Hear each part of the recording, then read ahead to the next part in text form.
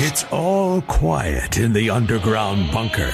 Doors closed, locks bolted. But the Great One isn't just resting on his laurels. He's making sure your weekend is even better by giving you his best. This is the best of Mark Levin. Those of you who are regular listeners to this program over the years have known that I've been warning about open borders, about our college campuses, about our media. And you and I have gone through this journey together, those of you who have been here a long time, over the last 2 decades. And we can see the degradation and the, cultural rot that's taking place in our country. And the reason is multifold. Number one, we're importing evil people. Obviously not everybody, but we don't know how many. And when you're importing 11 million, 20 million people without proper vetting and the border's wide open, and many of them are coming from hot spots in the world where there's civil war, terrorism, genocide, obviously a certain percentage of the people you're importing into the country are going to share those evil views. And that's exactly what's happened. That's number one. We also have homegrown terrorists. And it's in part due to 2 major factors in our society. Number one, our media, which turns the good guys into bad guys and the bad guys into good guys. And I'll get to that in a moment. And, of course, the indoctrination that goes on in our colleges and universities, which are really monoliths for Marxism, pretty much. So I've been talking to you about the fusion of Marxism and Islamism, and it's here. 3 weeks ago, 2 young people were murdered, shot in the back multiple times, over 20 times, by a Marxist, a Democrat. And then we have this horror in Boulder, Colorado, with this Islamist, Egyptian, illegal alien who overstayed his tourist visa and then was given a work permit by the prior regime, and I'll get to that in a minute, decided he'd wait until his daughter graduated from college, and he had a good idea. Since he couldn't get a license for a gun, he would exterminate old ladies who every Sunday went to this location in Boulder, quietly, silently, protesting with signs Hamas's imprisonment, torture, murder of the Israeli hostages. That was too much for him. So he goes there with Molotov cocktails. He goes there with bottles filled with gasoline, homemade blowtorches, and people are set afire. In fact, one witness talked about the smell of burning flesh. Old ladies in their 50s to their almost 90.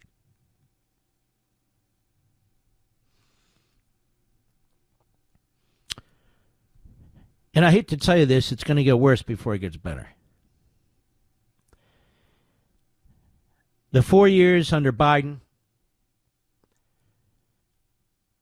now there were other years too, but those 4 years in aggregate have done so much damage to this country. I don't know if we can reverse it.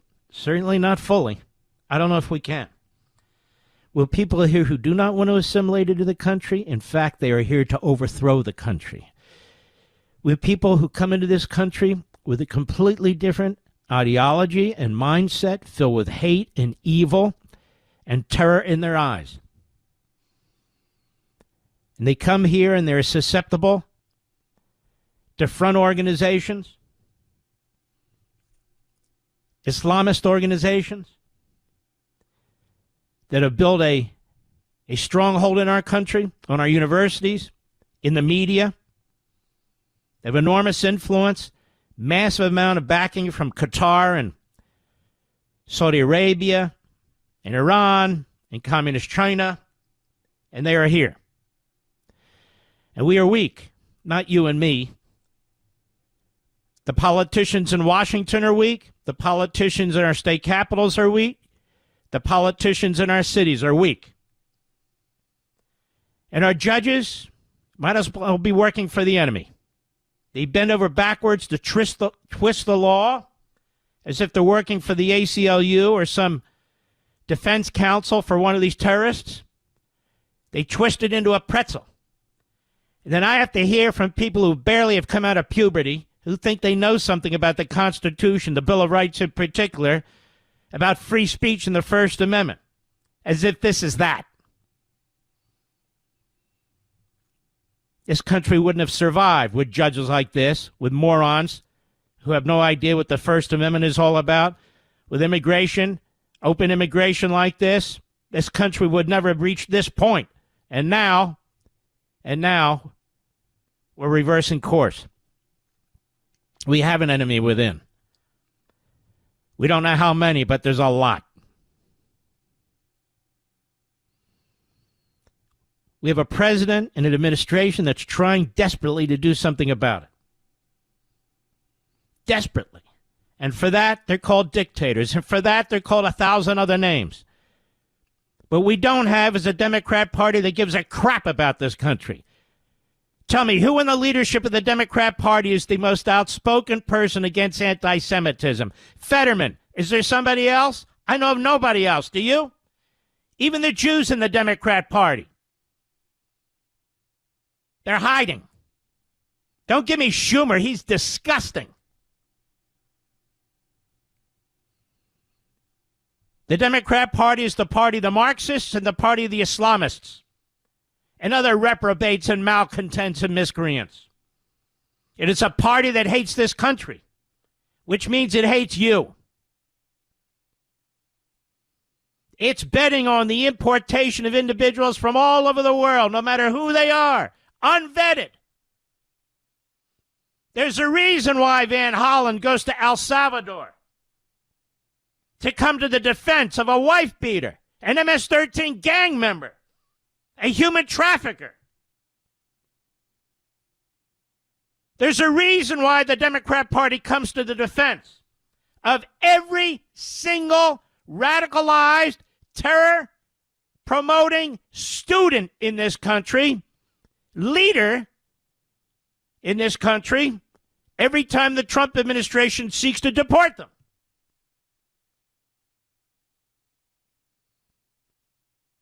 Do the Democrats sound like they're concerned about any of this? Do the media sound like they're concerned about any of this? Other than a handful like Fox and so forth. Do they? Well, the media shouldn't, because it's played a major role in this. Because their filthy, lousy lies continue to brainwash the sick and the Islamists and the Marxists. Because they are Islamists and Marxists. The American media, our friend at Right Scoop, CNN runs with a Hamas lie about an Israeli massacre at a humanitarian aid site that never happened. And they weren't the only ones. Garbage media outlets like CNN and the BBC fill with Jew haters. But Mark, what about the Jews that are hosts? Who cares? Are running with a complete lie made up by Hamas about a Palestinian massacre by Israelis that never happened at a humanitarian aid distribution site. CNN reported at least 26 Palestinians were killed after Israeli forces opened fire near a Gaza aid distribution center, the Palestinian Red Crescent Society said. There was one problem, and then they raised it to 31. There was a video. It never happened, according to multiple sources. In fact, CNN even quotes the agency that runs the humanitarian site as saying it never happened. The Gaza Humanitarian Foundation, which runs the site, insisted, quote, there was no gunfire in the distribution center and also not in the surrounding area. In a statement earlier, the foundation said all aid was distributed today without incident. We've heard that these fake reports have been actively fomented by Hamas. They're untrue and fabricated. That is the Gaza Humanitarian Foundation. But it was too much for the American media, too much for the Western media. They went with a lie. And even after this was put out, the New York Times kept up the drumbeat. They still run with this headline based on the Hamas lies. These false reports that are intended to incite, and they do incite. But that's not the only one. Before that young couple was murdered 3 weeks ago in cold blood. Cold blood. The UN put out information. It was embraced by every major media organization in the world that there were 14,000 Palestinian children in Gaza who are about to die in the next 24 to 48 hours because the Israelis wouldn't permit food in there. Then these two kids are murdered. Oops, says the UN, they were inaccurate.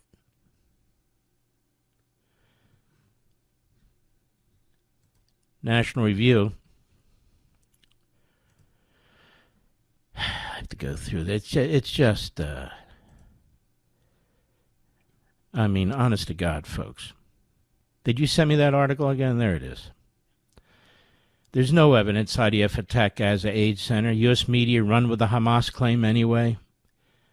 Welcome back to the Forgotten Facts at National Review. Brittany Bernstein. This week we discussed the media's failure to look at Hamas's claims through a critical lens.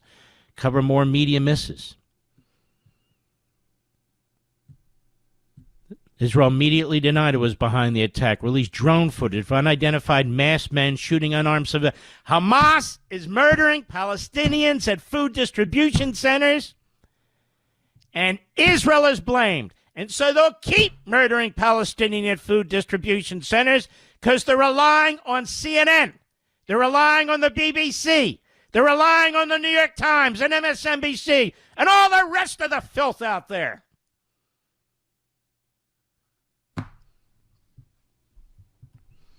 Disgusting.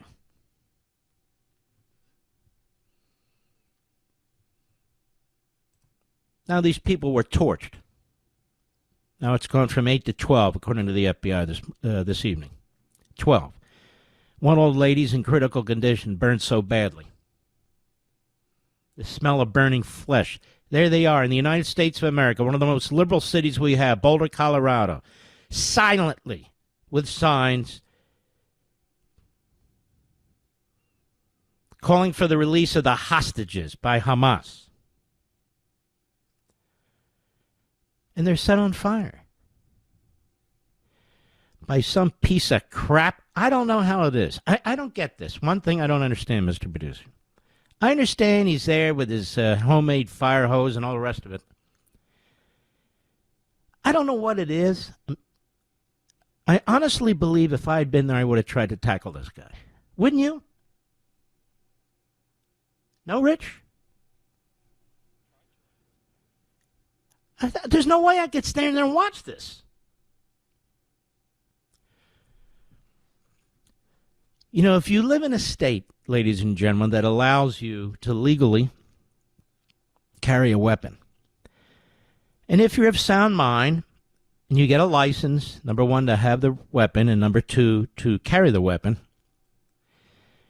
this is why you do it. To come to the rescue of people or to save yourselves. What I'm saying should not be controversial. For the left, it will be. But the left is destroying the country, so I don't give a damn what the left has to say. I could care less. I keep warning about this revolution by immigration. I keep warning about the Islamists, the Islamo-Nazis, as opposed to the Reform Muslims.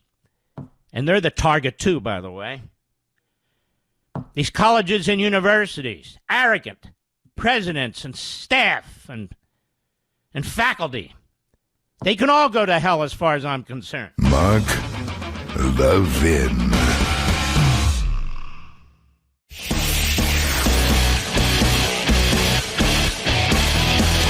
Making your weekend even better. This is the best of Mark Levin. The United States is among the most religiously tolerant nations on earth.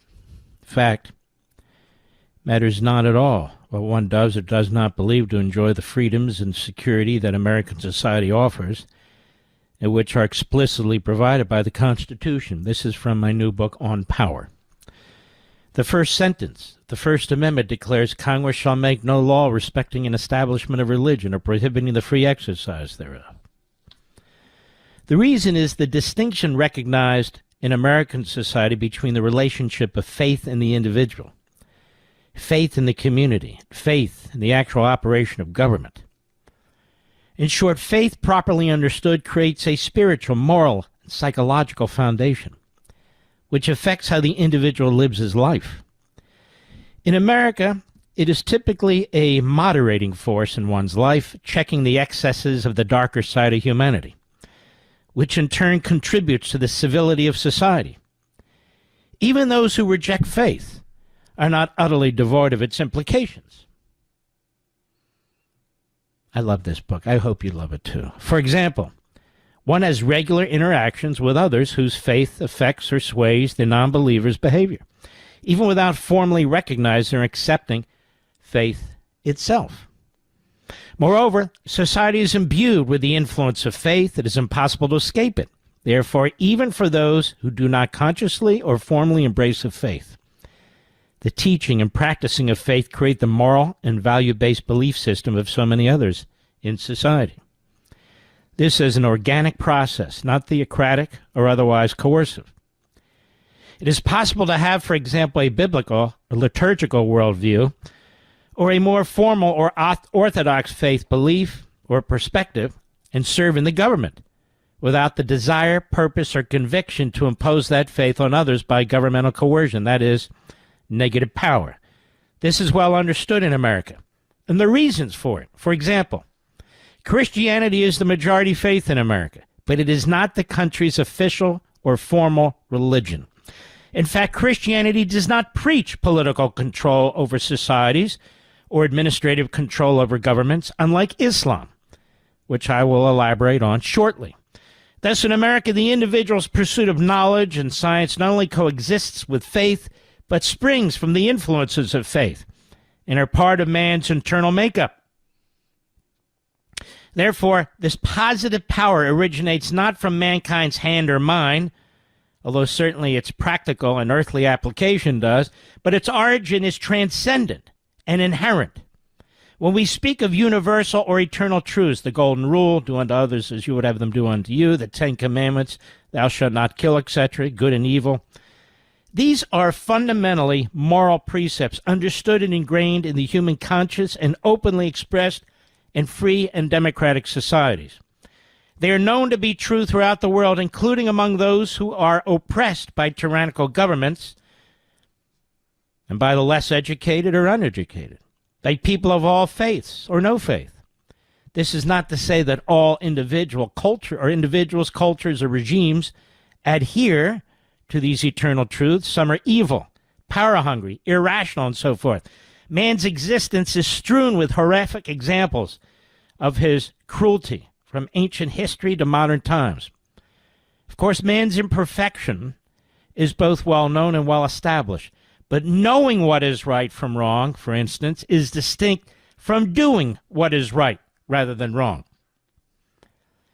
The examination and understanding, or at least the desire to understand what makes positive power and its differentiation from negative power, do not end here.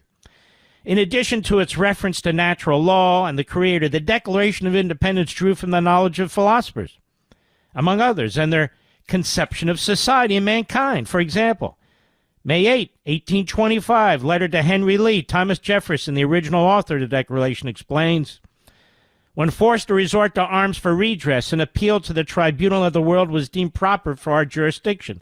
In other words, proper to put out this declaration.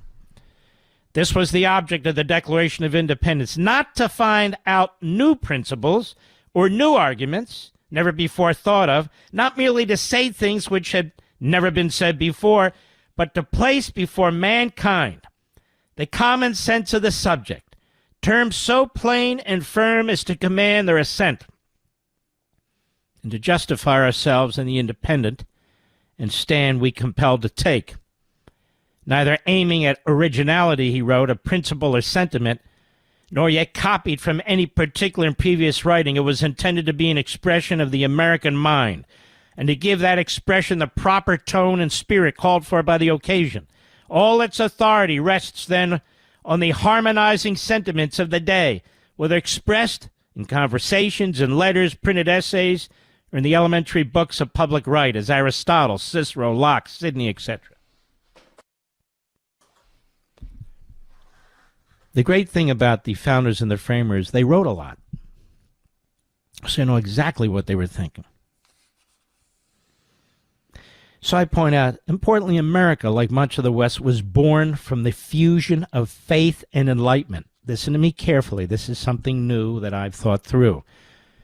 America, like much of the West, was born from the fusion of faith and enlightenment.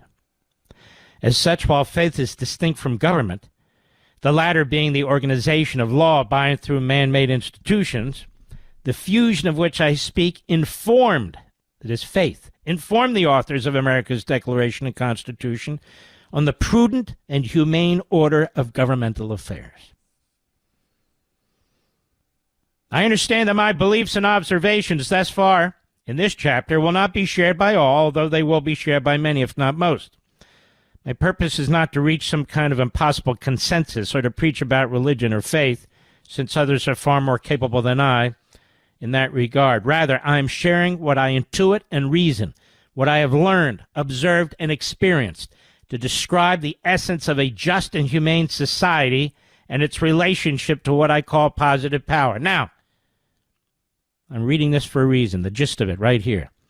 By contrast, for example, political Islam, as Dr. Zuhdi Jasser explains it, refers to it, he seeks the centralized control over mind, body, society, and government.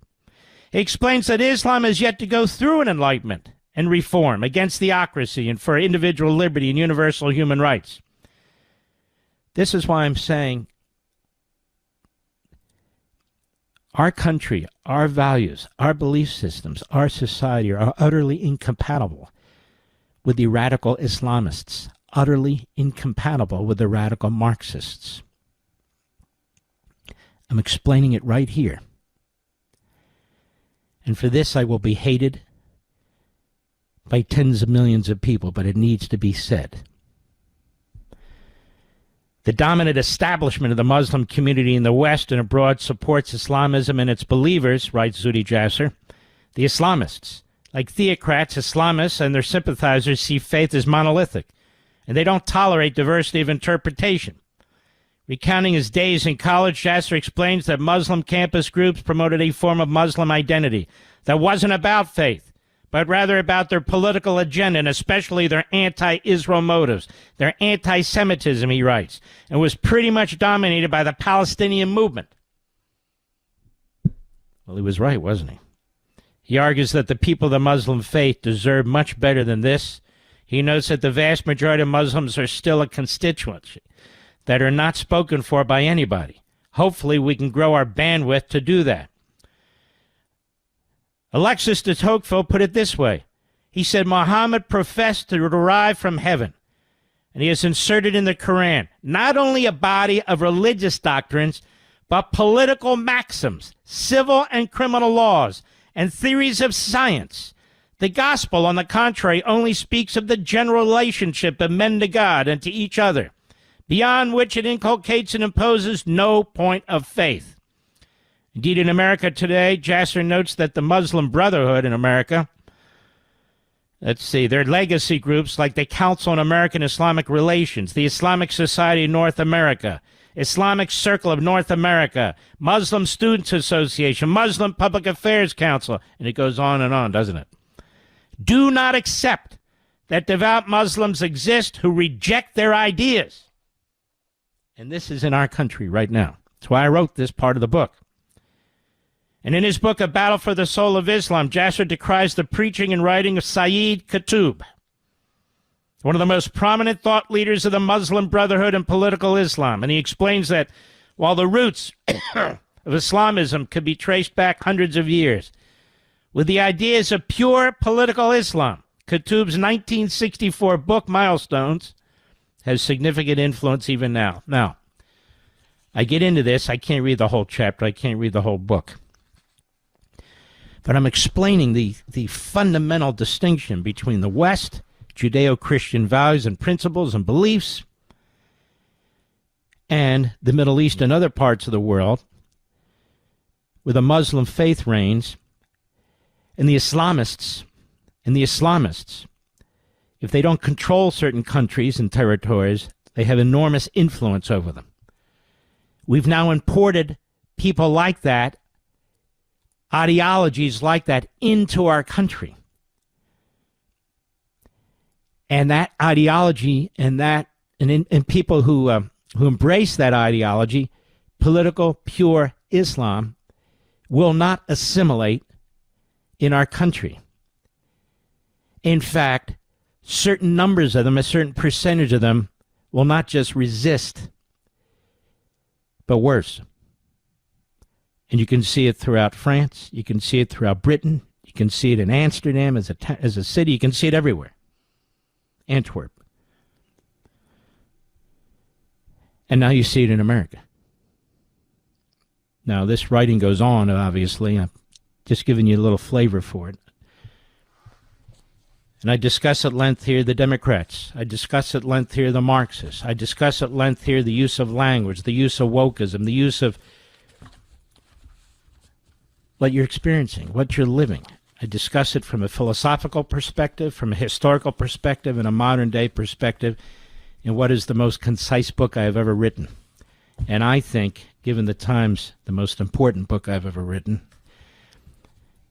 And I know once it comes out, you're going to want to get a copy, and I want to encourage you to pre-order your copy. Many of you have now. You'll get the better price as I see it. I think it's $24 right now, and it's going to continue to go down. And let's say Amazon decides to cut it by another 10 or 20% next week, you will get the benefit of that discount. So when you pre-order, you're not locked in place. But you are in a queue, and you will get the book before anybody else. So I want to encourage you to go to Amazon, if you will, order this book. Look, I'm not sitting here just hawking a book. I'm trying to tell you the substance of the book because I feel that I've written things and we can talk about things together, millions of us, that make a difference in the survivability and the protection of this fantastic society and country. That's all. That's why I do it. As I said, I don't write autobiographies. I don't write books about other people. I write books that I think matter and will survive over the test of time. Mark Levin.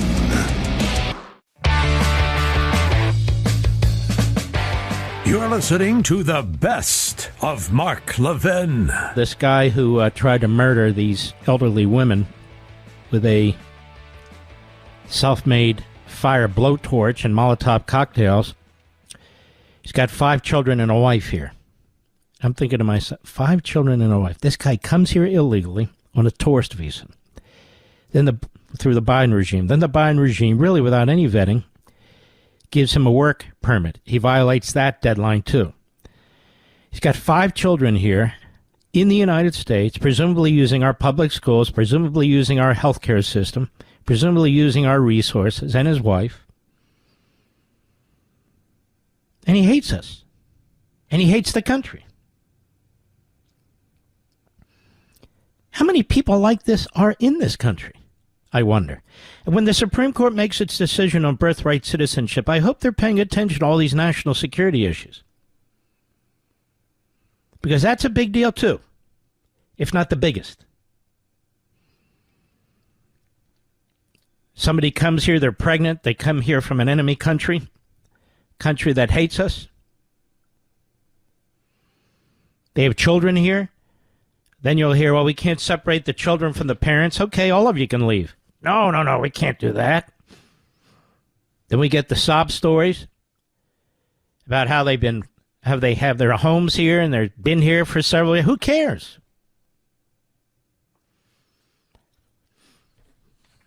And I haven't heard a cacophony, if you will, a chorus of Democrats. And they're always out there screaming, you know, whether it's Elon Musk or Hitler or Trump, whatever it is, condemning this, condemning Biden, condemning what's taken place here. I haven't heard it. Oh, there's one here and there, but not their typical organized attack mode. And they don't want to discuss this. And the media, to a great extent, wants to sweep this under the rug. You know, they do hit and run, and then they move on.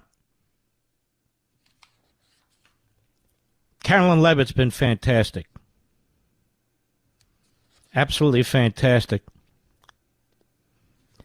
in her comments about this. And I'm looking here. Give me a second. Let's go to cut 12, Mr. Producer. Yes, go right ahead. According to reporting from Fox News, the alleged attacker admitted in an interview that he wanted to kill all Zionist people and had been planning the attack for over a year and would do it again if he could. This monster used a makeshift flamethrower and Molotov cocktails to light Jewish Americans on fire in an attempt to burn them alive. The victims at the incident location in Boulder were there to rally in support of Israeli hostages who remain in Hamas captivity.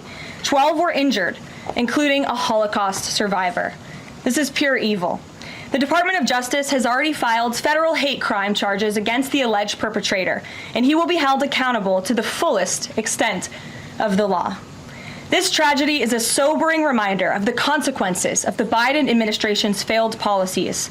According to the Department of Homeland Security, the Boulder suspect is an Egyptian national who was in the United States illegally. He entered the U.S. during the Biden administration in August 2022 on a B-2 visa until it expired.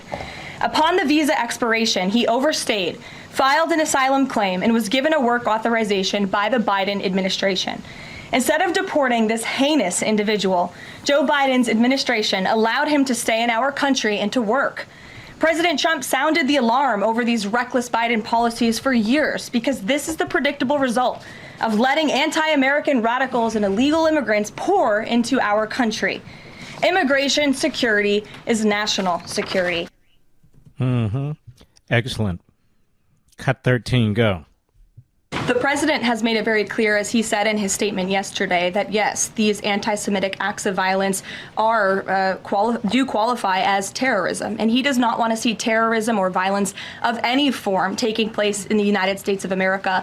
And as for specifically anti-Semitic terrorism and anti-Semitic acts of violence and those that are targeting Jewish Americans, this administration has done more to combat that violence than any administration in history. And one incident is one too many. And I think, frankly, that's something the previous administration was not willing to say. This president will stand up for Americans of all religions, of all faiths, of all creeds, and we will continue to look at policy measures and actions that we can take in addition to the actions that have already been taken to curb this anti-Semitic violence. And to Jewish Americans at home, across the country, this president has your back.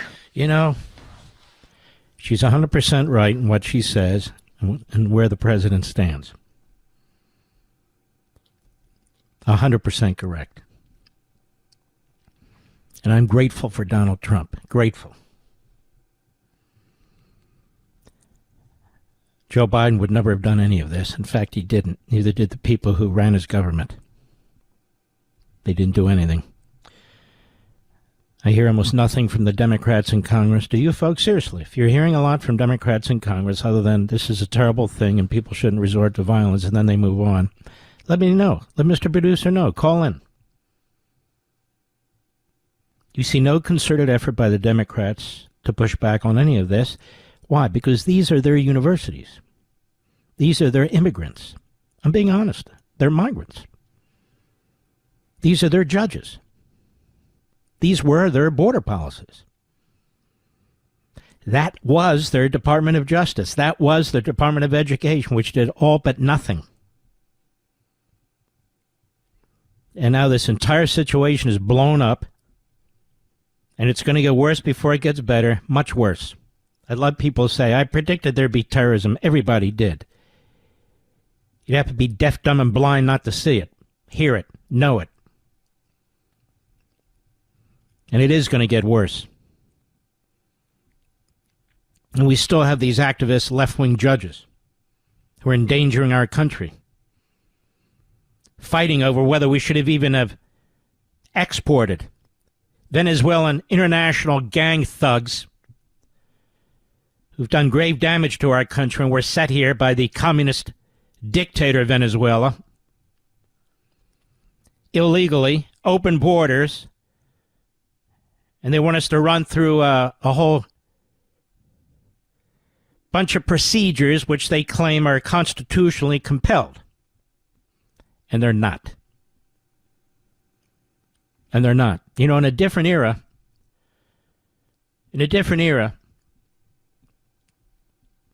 everybody understood this. The press, both parties, prosecutors and judges, that people like this needed to be removed and removed as quickly as possible. That there was no damage being done to due process or freedom of speech or anything of the kind. In fact, the whole goal here is to ensure our country, with its great liberties and rights, survives. But that's not the way it's working today. Today we are, as Lincoln would say, a country divided against itself. We are divided against ourselves. Not you and me. We have Marxist, Islamist elements in this country who want to take it down in any way possible. In any way possible. They hate the cops, they hate the military, they hate our borders. If you hate the cops, you hate our military, you hate our borders, then you are a supporter of rampant violence, because it's the cops, it's the military, and the existence of our sovereignty, our borders, that secures our liberty.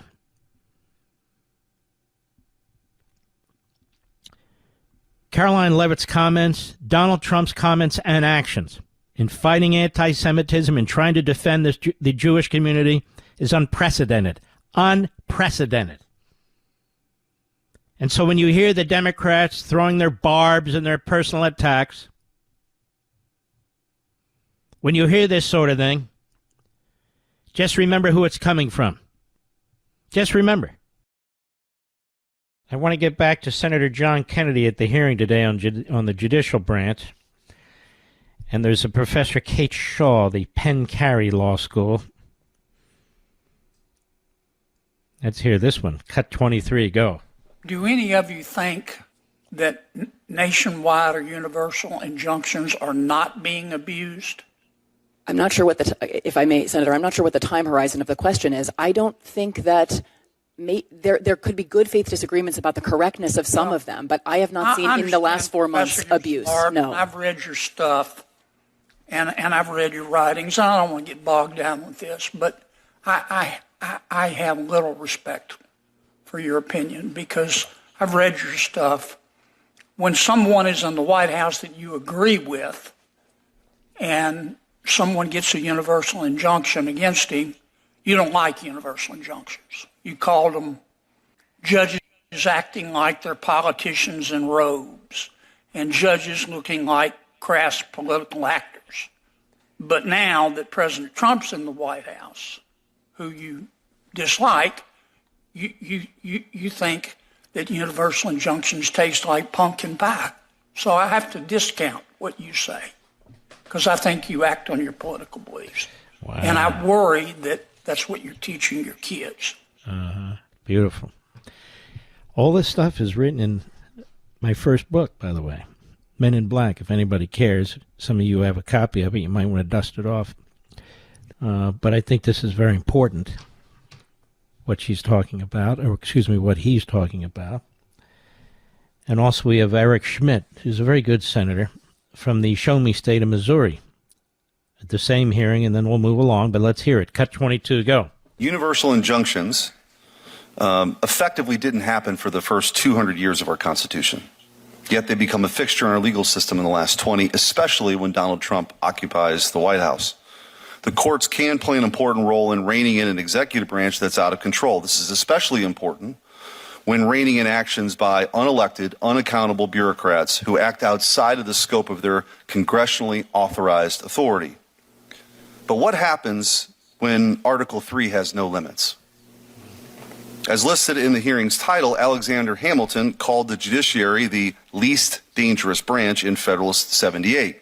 And historically, in Federalist 78, Historic was responding to the anti-Federalist Brutus, who was raising the alarm bell over the seemingly unchecked power of Article 3 to subvert the will of the people. Let's stop a minute right here. You all know about Brutus because we've talked about Brutus. He was the governor of New York.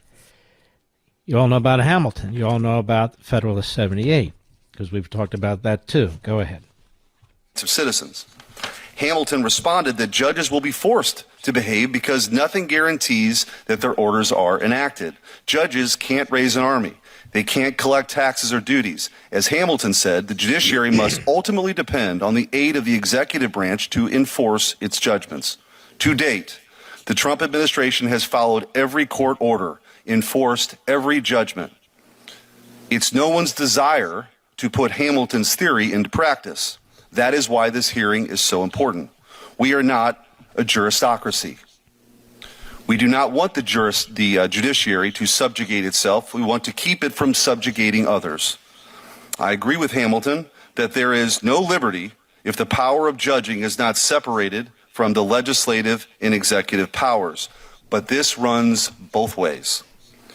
There can be no democratic accountability, no Republican government with an overly activist judiciary that allows over 600 judges to wield limitless power.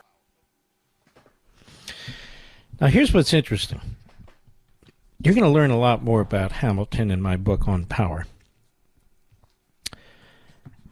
And you're going to learn something you're not going to like. I didn't like it. He and Madison were the main authors of the Federalist Papers. John Jay had a minor role. He would become the first Chief Justice of the United States, appointed by Washington. But there was a big battle that ensued after the Constitution was adopted and Washington became president over this national bank. And the battle was basically the Federalists versus the Republicans. Federalists being Hamilton, the Republicans being Jefferson and Madison. And so I want to discuss this with you. I move on to further examine, I write in the book, how liberty was perceived by another of America's more influential founders, Alexander Hamilton.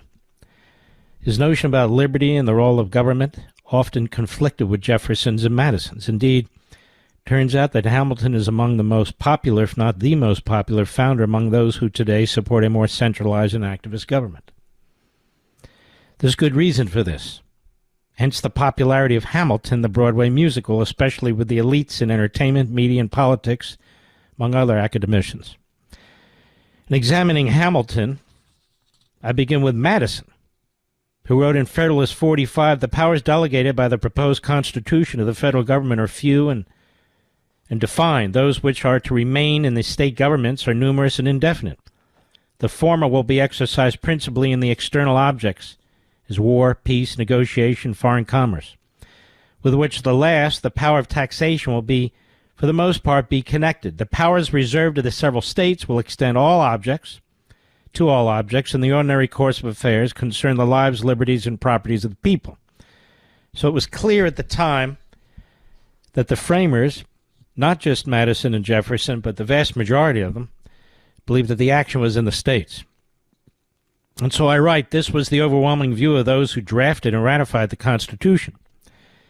Obviously, Alexander Hamilton fought for the Constitution's ratification, along with Madison and to a lesser extent John Jay. He wrote the pro-Constitution Federalist Papers.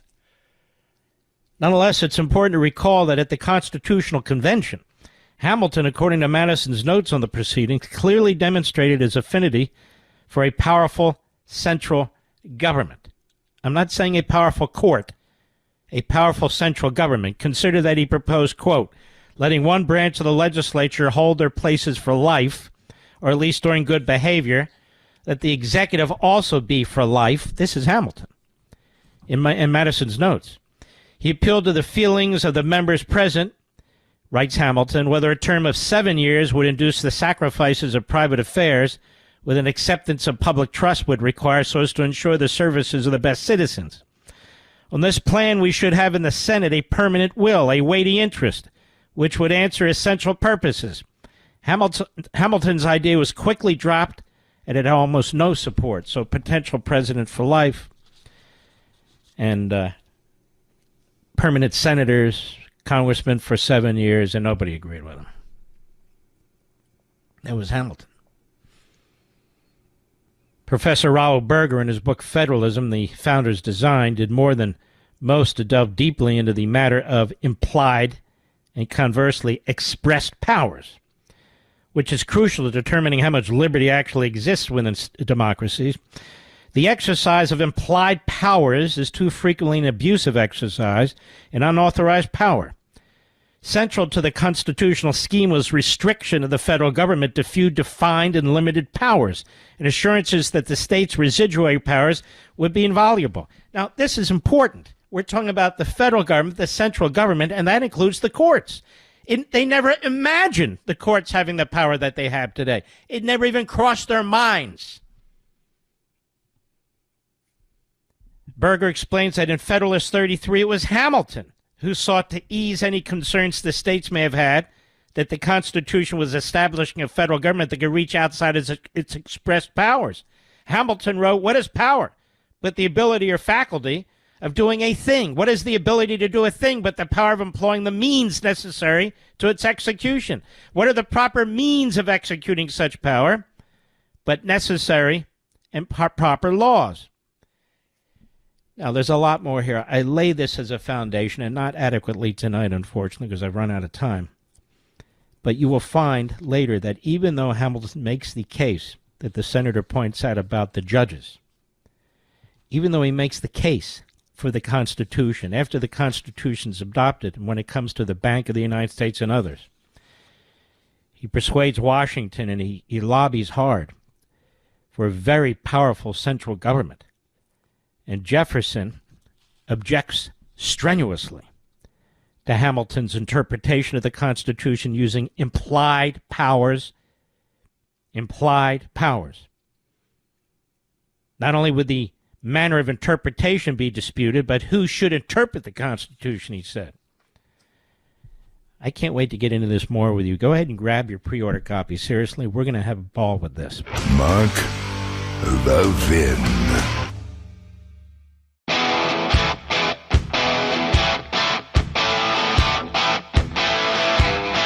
The Great One makes your weekend even better. This is the best of Mark Levin. You know, ladies and gentlemen, I think what Elon Musk is doing is almost nonsensical at this point. As somebody who's a big admirer of Elon Musk, as you well know. Don't know him, I've told you that many times. We need to get these tax cuts passed, and we need to get them passed now, if they're to resonate throughout the economy over the next 14 months or so, and they're to have a positive impact on the midterm elections, so we can hold the House and the Senate, particularly the House, and push through a conservative agenda. As far as spending goes, is spending out of control? Yes, it is. The problem is, it can't all be addressed at once. Now, I know Rand Paul makes these pronouncements, and Massey makes these pronouncements, and they can't seem to get enough people to support them. But the problem is, it can't just all be done at once. Not now. And what amazes me about all this is my buddy Mark Meckler and his lovely wife, and I and my lovely wife, we've been pushing Convention of States now for many, many years. Many years. And we've made the point that Congress cannot fix itself. Tell me, how many people today on television and radio have brought up Convention of States? Exactly zero? Exactly zero. So how serious are these people when they keep using talk radio or using cable TV or using even network TV and other blogger sites and other platforms to keep whining about this stuff, but they never get behind our cause, which is Convention of State? They don't even understand it. They don't even understand it. So this is very troubling to me. You really want to fix in an institutional way what's going on, then you get behind Convention of States. Or you can keep whining about it and complaining that Congress won't fix itself.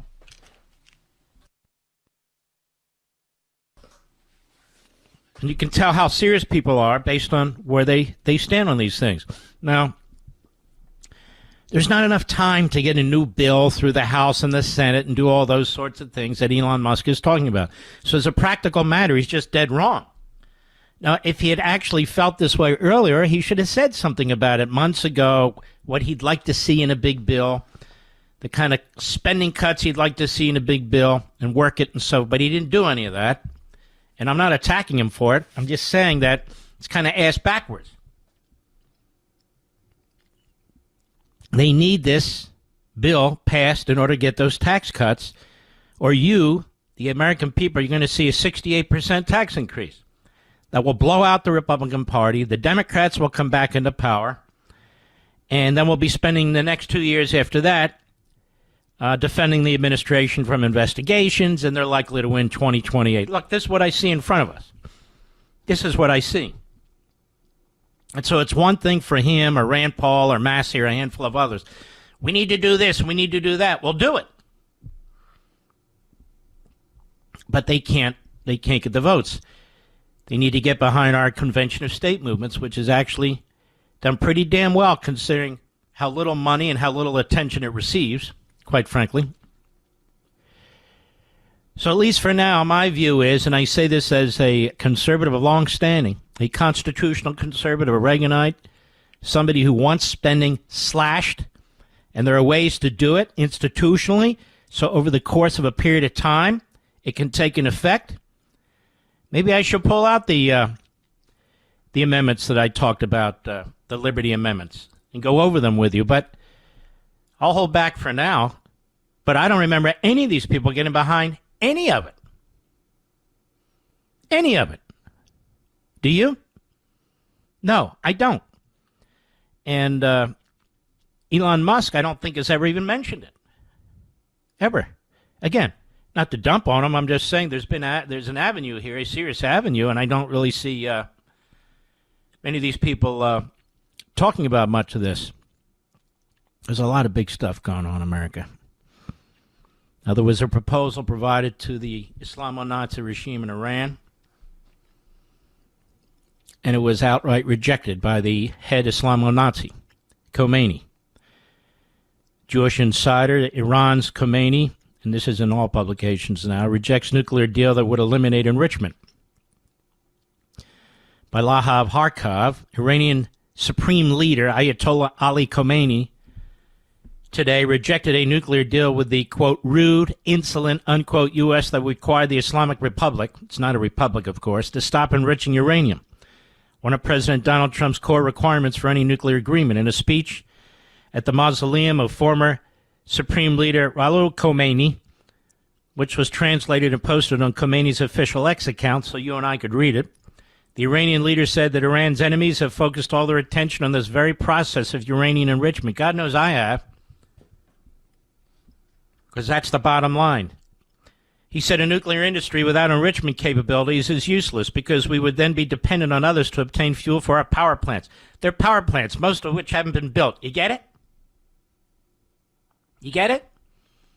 Iran's supreme leader railed against the American demands, saying it would make his country, quote, reliant on them for radio, pharmaceuticals, energy, desalination equipment, and in tens of other critical sectors. The rude, insolent U.S. leaders want this, he said. They're opposed to progress and self-sufficiency for the Iranian people. This is pretty funny. Those in power today, the Zionists and the Americans, sounds like some of our podcasters, Mr. Producer, should know they can't do a damn thing in this era, Khomeini said. Look, folks, the belligerence, the dogma, he wants those centrifuges to keep rolling. He's made it abundantly clear here. Even the proposal that we saw and that I've commented on and raised questions about, in which they could, in fact, continue spinning those centrifuges up to a very minimal level over a period of time, and then they'd have to give up their centrifuges, they've just rejected. Trump administration has reportedly been negotiating an interim deal that would allow Iran to enrich uranium to 3%.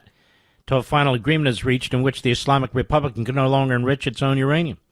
And under the terms of the proposal, the U.S. would facilitate the construction of dedicated enrichment plants in the Middle East to provide Iran with uranium for civilian uses. So we would actually be involved in the construction of enrichment plants to oversee those plants to help them have nuclear energy. But apparently not. The International Atomic Energy Agency, that's the UN, reportedly sent a confidential report to member states last week, said Iran had increased its stockpile of highly enriched uranium by about 50%. It's believed that material that can be converted into 10 nuclear weapons in less than 2 weeks. American intelligence has assessed that it would take Tehran a few months to assemble a nuclear bomb using the weapons-grade fissile material. And I would say our intel has been a little behind some of the other intel that goes on out there. But regardless, they said no. And so the ball is in our court. And I suspect if this continues to be their position that they're going to have to answer for this. Just my guess. Mark Levin.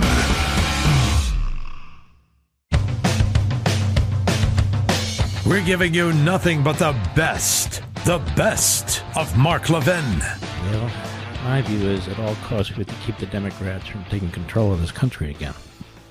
And we ain't going to make it.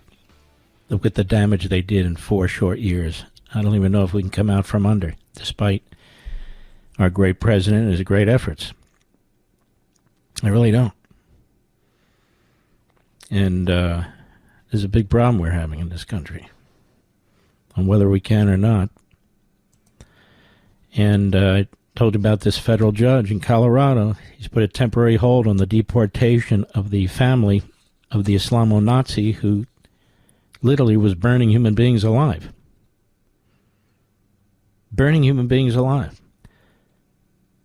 We have a Chinese couple that's charged with smuggling a biological pathogen into the United States. This is what happens when you have open borders and you have Democrats. I'm not kidding. And liberal judges who make it impossible to remove these buffoons from our country. NBC, Chinese couple charged with smuggling a biological pathogen into the United States. Is this not one crazy-ass story after another, Mr. Producer? A researcher at the University of Michigan and her boyfriend studied the pathogen as university students in China. Chinese researcher in Michigan and her boyfriend have been charged with smuggling a biological pathogen that can cause devastating diseases in crops into the United States, according to federal charging documents unsealed Tuesday. Now, ladies and gentlemen, this is the communist Chinese regime doing this. These people aren't doing it on their own. So, I just love these people who say, what do you want to do, start a war? We're in multiple wars, multiple Cold Wars. Some of these Cold Wars becoming hot wars. We got one enemy trying to get a nuclear weapon. We have this enemy, Communist China, that is not only stealing us blind, trying to bring spies into our country by the hundreds of thousands, stealing our information, funding the destruction of our universities and colleges, and trying to buy land, and I'll get to that in a minute, next to our military bases, this moron governor of Arizona. But we have this now, bringing biological pathogens into the United States to destroy our farms, our crops. In Qinjian, 33, a postdoctoral fellow at the University of Michigan, and her boyfriend, Jian Lu, 34, were charged with multiple counts, including conspiracy to defraud the United States, smuggling goods into the country, and making false statements to investigators. Lee was entering the country at Detroit Metropolitan Airport in July when border officers found the pathogen, a fungus known as whatever, in his backpack. According to the complaint, the small clumps of reddish plant material were discovered in 4 plastic bags tucked into a wad of tissue. Doesn't take much. It doesn't take much for this fungi and other stuff to start expanding. I'm one of those, listen, who not only believes that this COVID-19 came out of one of these labs, but I'm not so sure it was an accident. That's right. I'm not so sure it was an... Why should I give the Communist Chinese a benefit of the doubt? Look at the impact it had on our society. Now, Lee, the Communist Chinese, initially told the officers he did not know what the materials were and that someone must have planted them in his bag.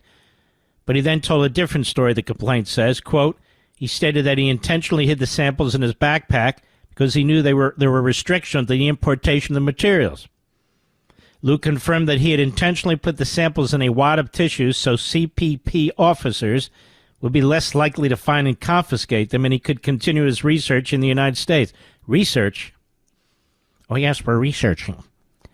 According to the complaint, Lee also said he planned to use the University of Michigan lab to conduct research on the pathogen. When investigators spoke to Jian, she denied, the girlfriend, knowing anything about Lee's smuggling or plans to research the pathogen, the complaint says. But an examination of Lee's and Jian's electronic devices uncovered WeChat messages from 2022, which they discussed smuggling seeds into the United States. Quote, I put them in my Martin boots, Liu wrote, according to the complaint, in a small bag, the Ziploc bag, very small. That's good, Jian replied. The complaint says, just put it in your shoes. But they don't know anything about it. They were planted.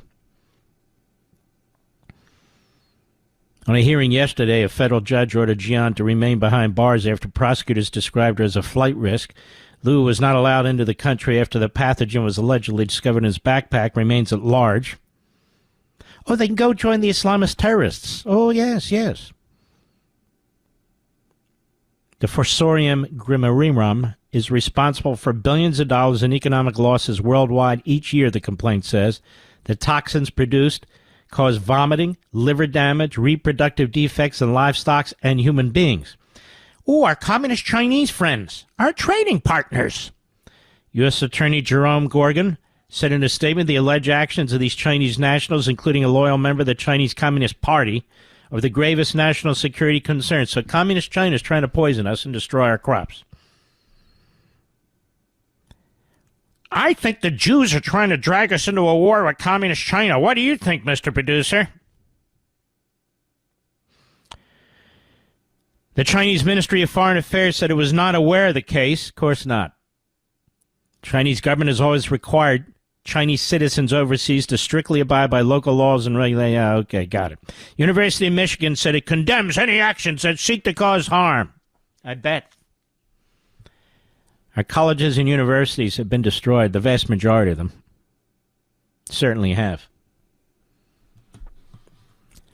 It's like every day there's something new. We got some nut job who wanted to slaughter little Jewish kids at a pre-nursery yesterday, and they caught him, luckily, thank God. Then we have the other Islamo-Nazi from Egypt who's here illegally under the Biden regime, tourist visa, violated it, gets a work permit as a reward for violating his tourist visa, and now the federal judge has protected, at least temporarily, his wife and kids. Oh, it's not their fault, for crying out loud, Mark. They're here illegally. Illegally! Judge. Biden judge. Crazy. What's going on in this country? Nuts! It's suicidal.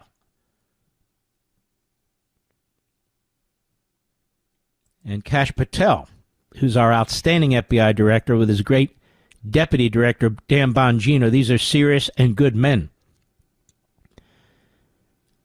Fox News. Patel sounds alarm as Chinese nationals charged with smuggling agro-terrorism agent into the U.S. Direct threat. FBI Director Patel told Fox News Digital that the case... By the way, Fox News Digital is really a groundbreaking news operation. It's really good, just so you know. That the case involving two Chinese nationals who were charged Tuesday with allegedly smuggling a dangerous biological pathogen in the United States to study it at the University of Michigan lab. It's a serious national security threat to America's food supply. This case is a sobering reminder, he said, that the Chinese Communist Party continues to deploy operatives and researchers to infiltrate our institutions and target our food supply, an act that could cripple our economy and endanger American lives. Smuggling a known agro-terrorism agent into the U.S. is not just a violation of law, it's a direct threat to our national security. I commend the FBI Detroit Division and our partners at CBP for stopping this biological threat before it could do real damage. Here we are, our poor agents at the FBI and others, state and local law enforcement, they're busy chasing illegal aliens who are here to kill Americans or bring down our country. Here they are now chasing communist Chinese who are trying to destroy our food supply. I mean, Look at what's going on in our country. You wouldn't have believed this 10 years ago. You wouldn't have believed it. It's crazy. This is what happens. And the Democrats are there. Pass this bill, and 16 million people are going to die. Oh, shut the hell up, you morons.